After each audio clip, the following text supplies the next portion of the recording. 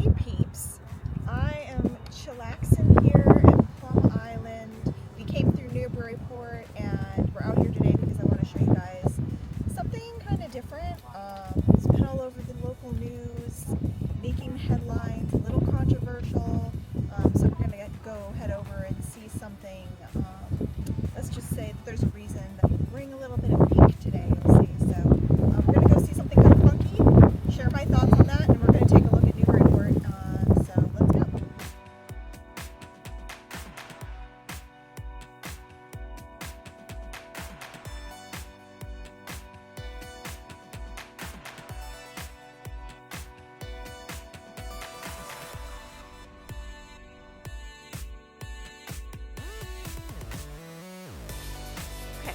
So this is the building causing a lot of uproar right now.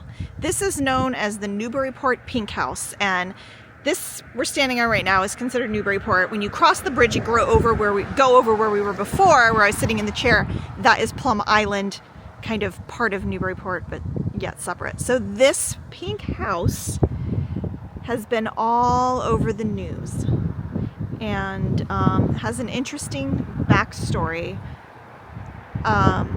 I am parked in front of a business. I'm probably not supposed to, so I'm gonna make it quick over here, just because there's really no good place to go. Like, that person is turning in, and I think people just park on the side of the road, but it's kind of bad because it's, you know, as you can see, a busy road and there's really no good place to stand.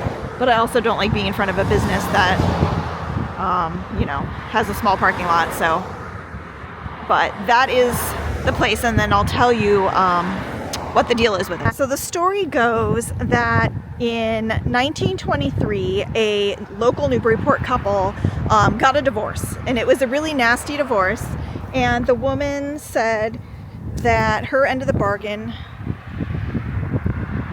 was that she would agree to the divorce, but she wanted an exact replica of their house in town built. Like, she wanted another one. She loved her house, didn't want to give it up, was willing to, you know, get the divorce and everything, but didn't want too much upheaval and loved her house. So the husband agreed to it in court, and he was like, okay, I'll build the house, but they never specified where. So he built it out here in this salty marsh on not very solid ground, and it is now known as one of the American spite houses. Spite house, it's a whole thing. There's not like a ton of them, maybe 10 in America, but there's a few in Massachusetts. I didn't see any in New Hampshire, as a matter of fact. There's a couple in Maine. So a lot of them are actually in Massachusetts. There's one in Marblehead, there's one in Boston. It's a tiny house, and they are called spite houses because, for different reasons, in this case a divorce, they were built out of spite.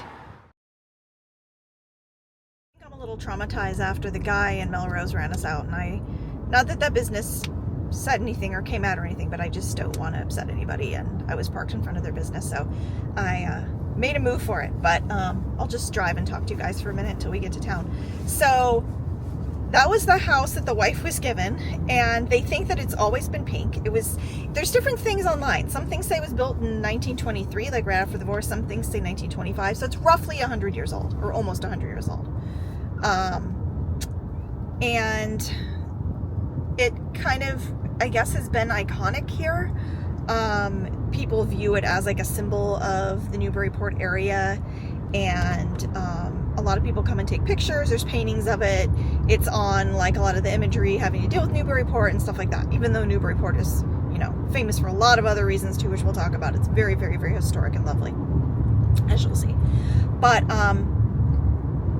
so the house changed hands after that woman passed away and was privately owned by a few people, and then a few years ago it became like absorbed into what is now this area I'm driving through, the Parker River like bird sanctuary.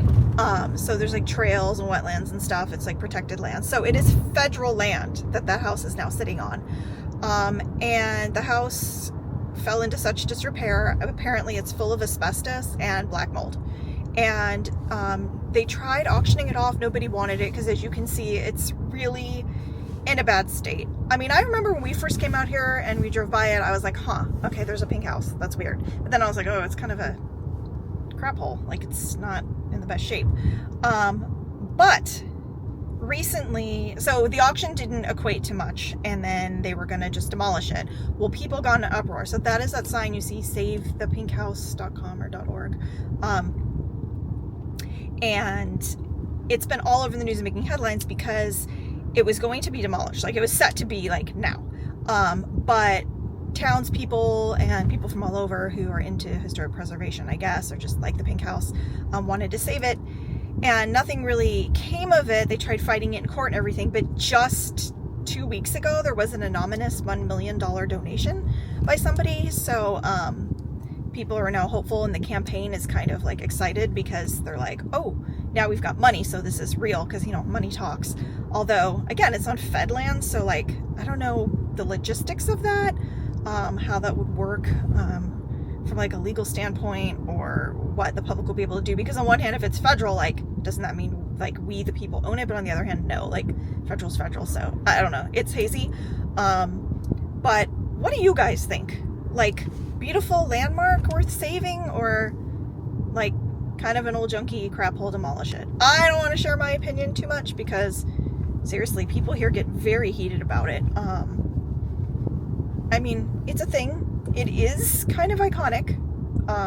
And I am not like a Newburyport native, so I don't have too much stock in it. So I don't really have, I guess, in some ways the right to, like, I mean, of course everyone has a right to an opinion, but I'm not like too invested in it. I'm just like a casual observer. I think it's interesting. It's become quite the hot button issue. And so leave it in the comments, like, what do you guys think? Does that thing look like worth saving, maybe refurbishing, turning into something? I know that federal lands, like Fish and Game, they wanted to put an observation deck with a lookout for people to be able to go up there and, like, see the salt marsh.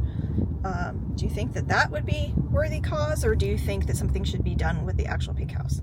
Let me know what you think. But we're coming into Newburyport now, so I'm going to park and do a little walk and talk and just see what happens. I know if you go back and watch my George Whitefield video from a couple months ago, I did briefly bring you here towards the end to show you his home church. And this is the spot where in 1740 George Whitefield came and got his home church here in Newburyport, which is amazing.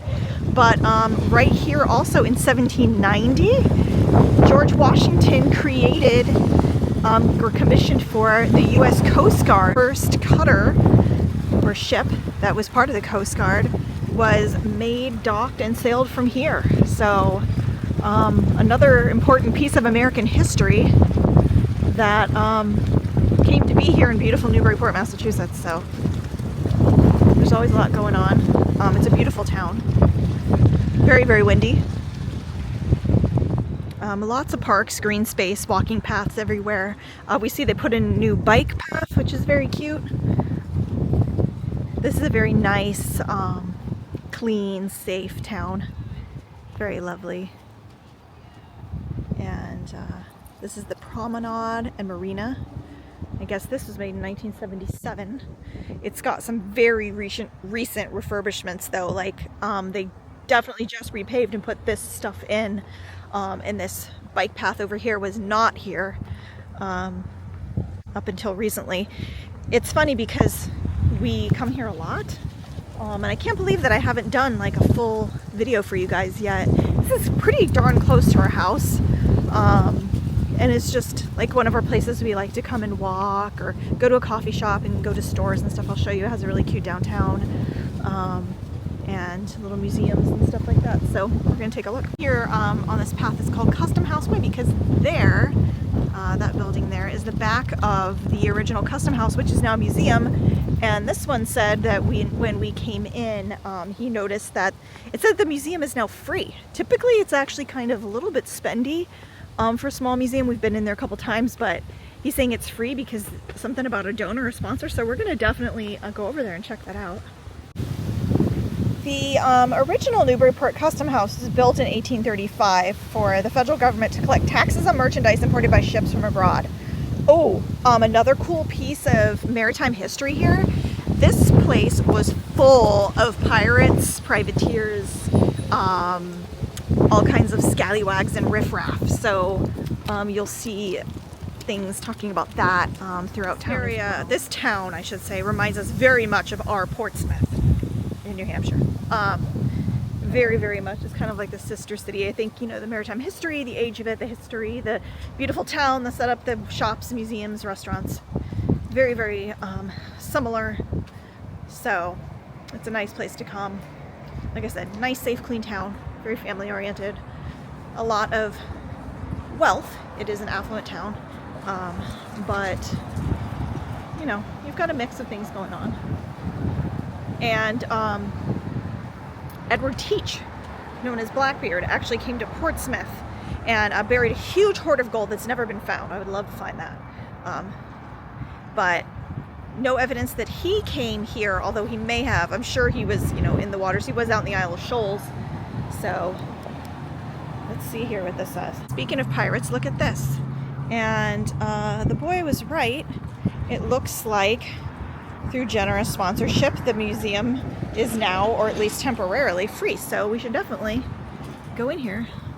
And if everything I'm talking about is not enough, Benedict Arnold did take off from here as part of his Quebec campaign going up north in 1775. So another piece of cool, and that, you know, Revoir history, that's my thing, you guys. If you've been watching, you know. So,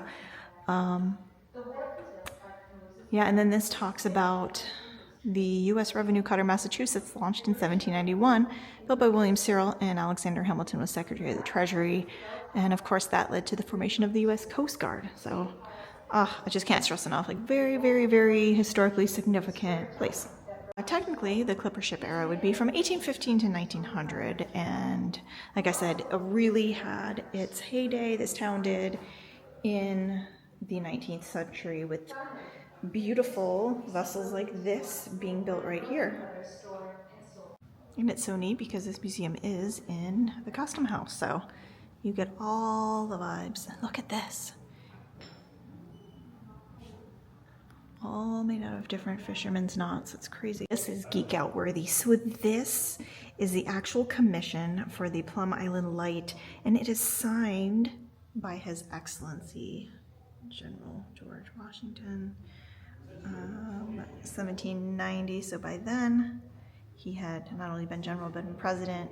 I say General Washington because, fun fact, that is what His Excellency liked to be known as. He said that being president was really second to his generalship, and that's what he was most proud of and liked to be called. So that is what I do. Some really cool artifacts and memorabilia having to do with more of the maritime history here. And this is the type of museum where if you really were to stop and read and look at everything, you could spend a very long time in here. So here we have the actual bookkeeping of the Custom House. And this was established by Alexander Hamilton under George Washington. Did close in 1907 under the direction of Theodore Roosevelt. But once upon a time, this place was it. And here you can see all the recorded tax or custom information and the beautiful, beautiful handwriting that they had back then, which we notice a lot for the time. And some things have changed in here since I was in here last time. This is interesting. Really cool. Whoa. Look at that carved bone, the detail. From 1900 Japan. Side note, I want to go to Japan so bad.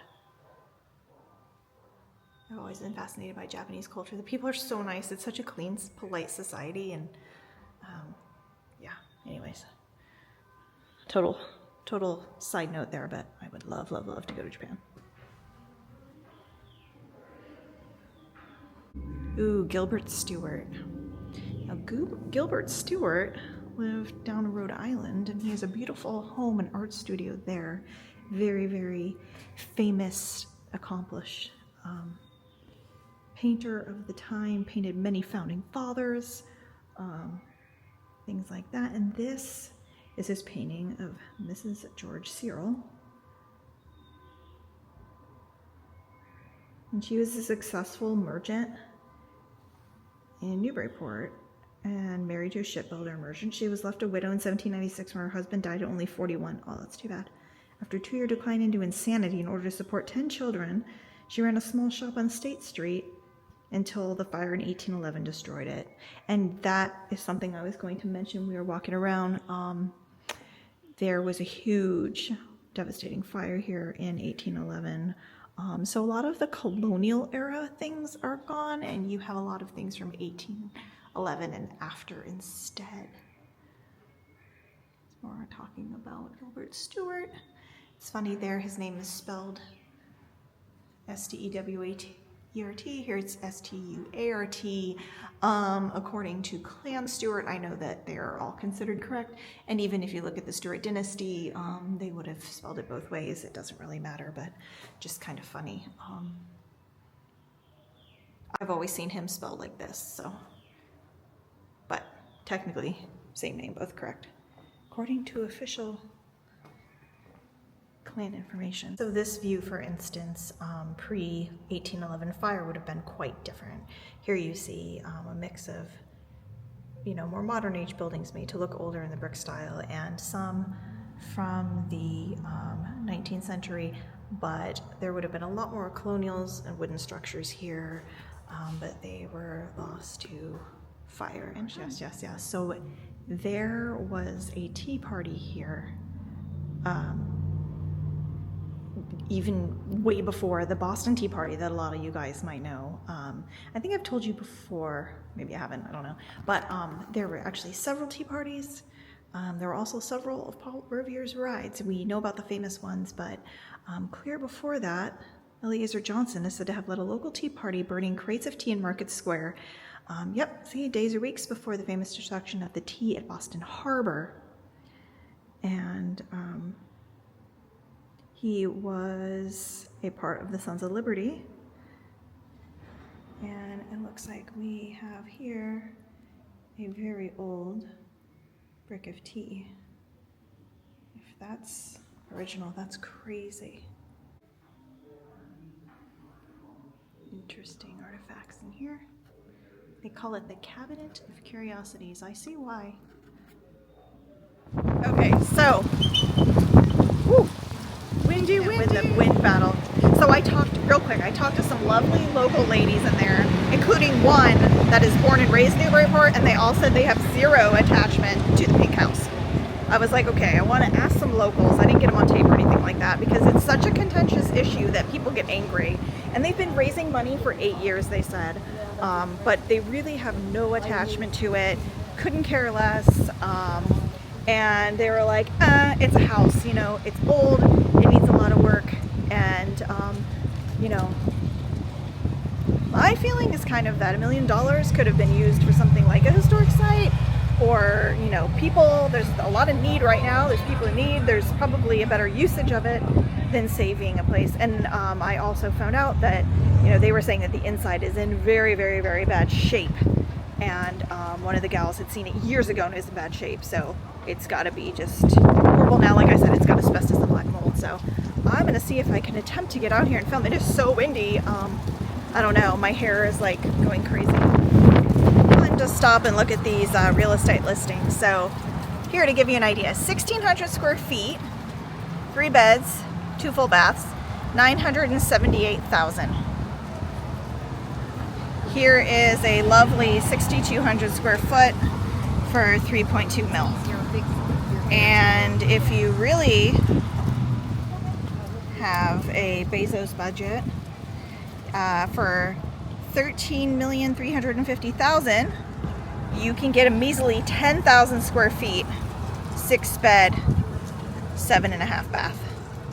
So, yeah, like I said, quite affluent. And I'd say that it's like a big little town. It's not too crazy, kind of comparable to our Portsmouth in size, although, the outskirts, there's a lot of houses and things like beautiful, beautiful houses. But historic buildings everywhere. See, this is kind of the main square right here. Very walkable little town, and Lots of lovely 19th century brick buildings. There was actually, you know, I always say like this looks like a Hallmark town.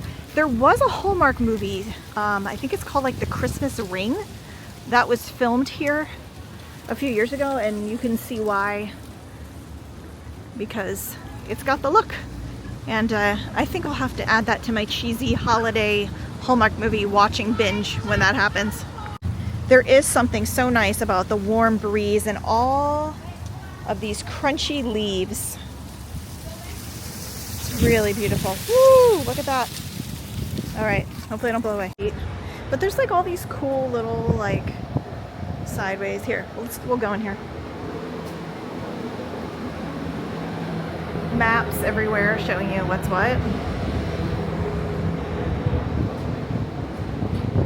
Now, interestingly enough, Newburyport did not always present itself as the sort of posh, high-end, lovely Massachusetts coastal town that you see now. Even up until a few, well, you know, 20 years ago and beyond, there were some issues here with crime, and there was even some prostitution, which I kind of laugh because I can't imagine it. I mean, they say the same thing about Portsmouth, New Hampshire. I only know them as lovely, kind of more affluent, charming towns full of history and the beautiful things you see today.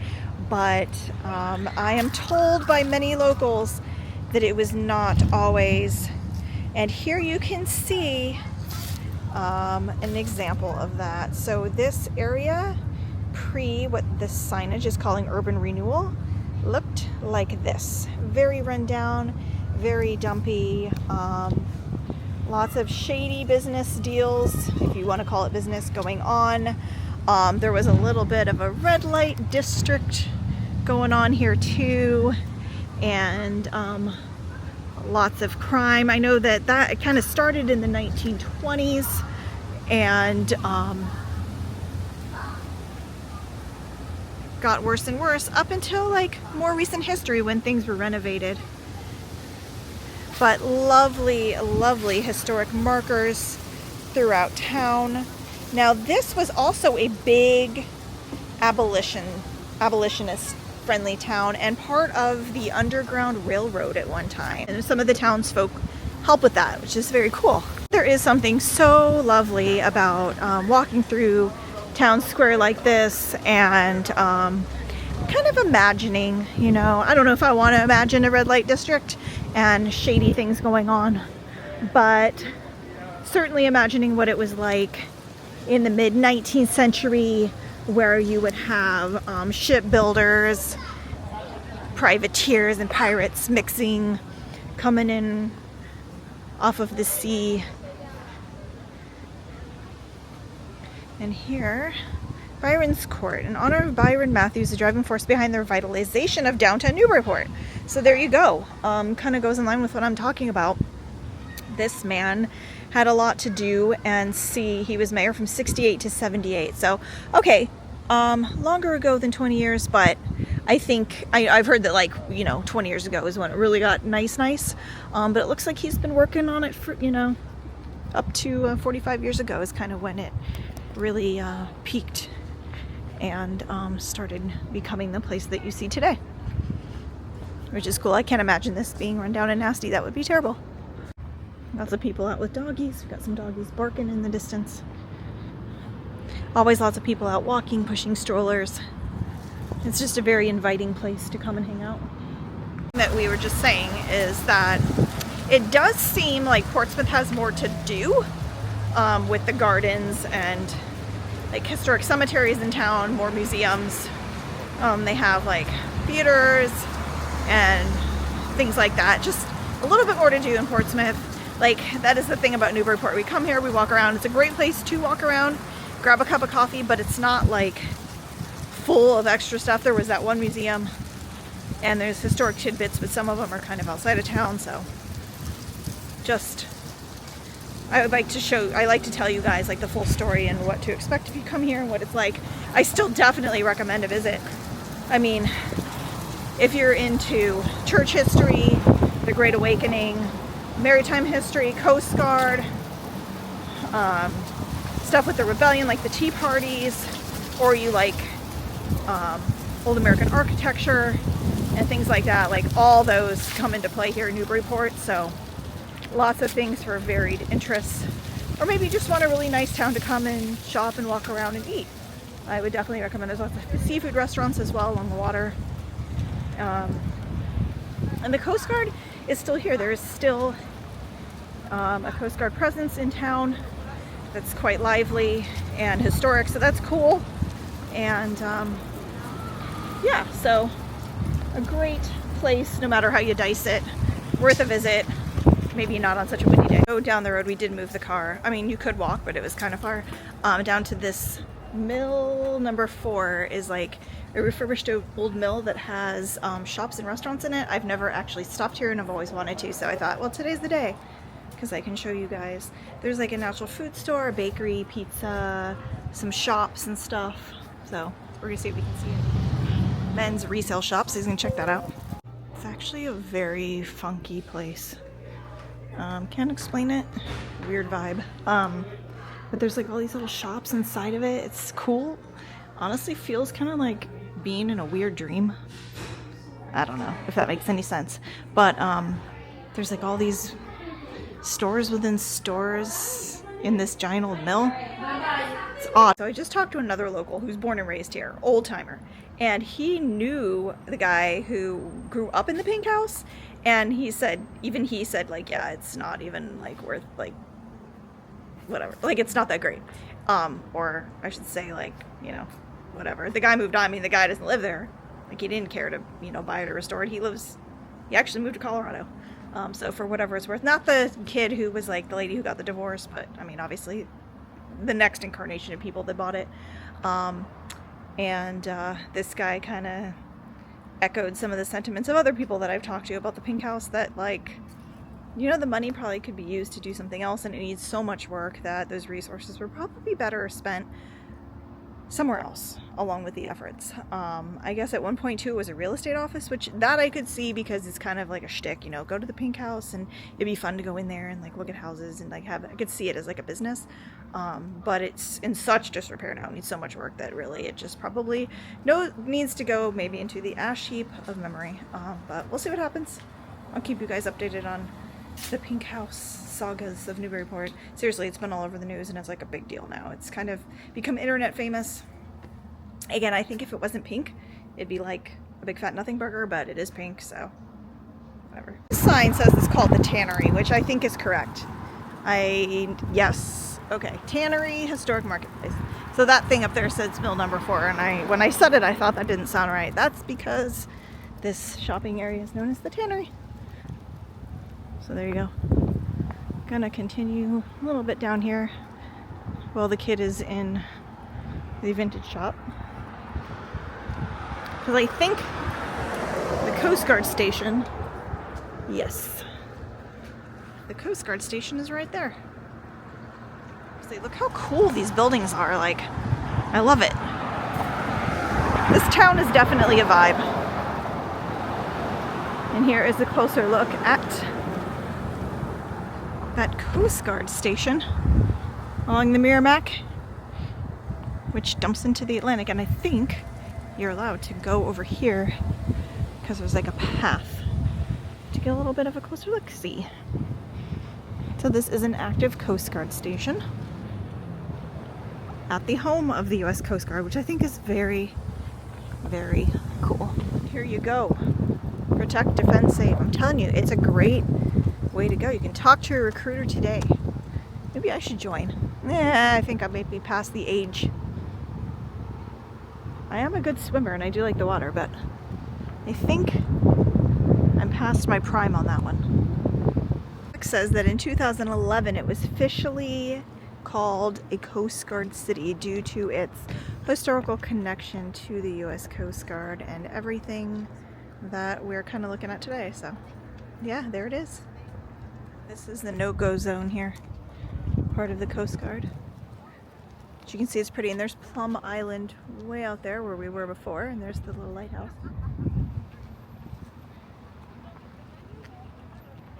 Kind of walking along the water here, following the river.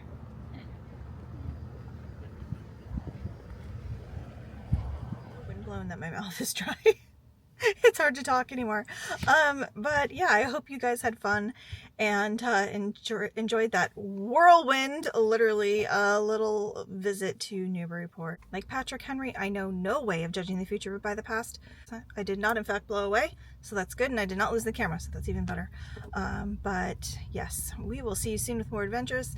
Thank you for liking, sharing, subscribing, all the love, all the comments. It's awesome. You guys are great. We will see you soon. Take care. Just couldn't not stop and get a closer look for you guys at George Whitfield's church.